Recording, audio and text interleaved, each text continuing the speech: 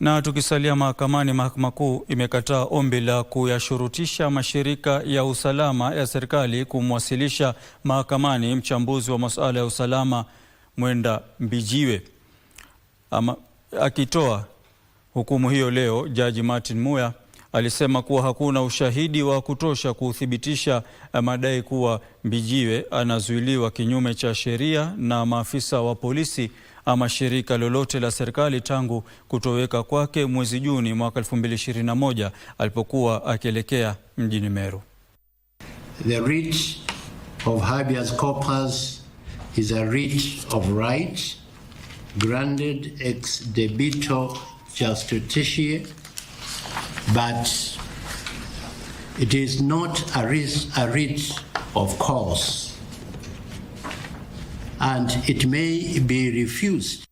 Uamuzi wa Mahakama Kuu umeonekana kuikatisha tamaa familia ya Mwenda Mbijiwe. Jaji Martin Muya alisema kuwa taarifa ambazo zimekuwa zikiwasilishwa zinaashiria kwamba Mbijiwe alitoweka wala hakutekwa nyara. That any person illegally or improperly detained in public or private custody within those limits be set at liberty.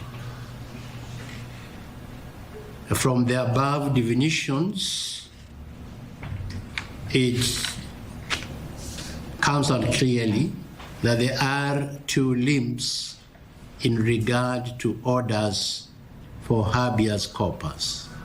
Hata hivyo, mahakama iliibua wasiwasi kuhusu kiwango cha ubora wa uchunguzi uliofanywa.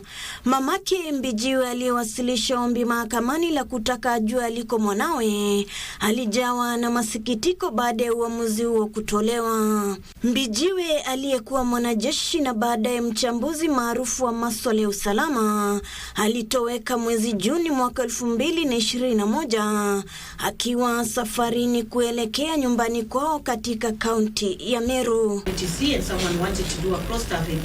Wakati huo mahakama ya Milimani imempata raia wa Jamhuri ya Kidemokrasia ya Kongo Hulundu Patrick almaarufu Kulonda Ilungu au Patrick Bearufu na hatia ya kupanga njama za kutekeleza ulaghai. Which report was adduced in this court as Exhibit 57.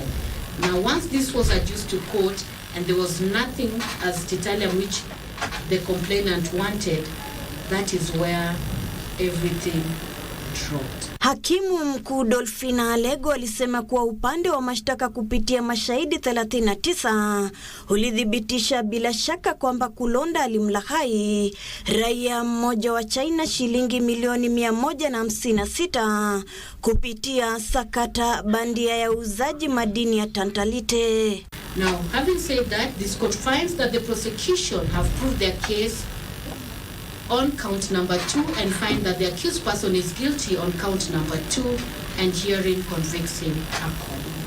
Mahakama imeamuru aendelee kuzuiliwa hadi tarehe 23 mwezi huu ambapo atahukumiwa adhabu yake. Ruth Wamboi, Darubini.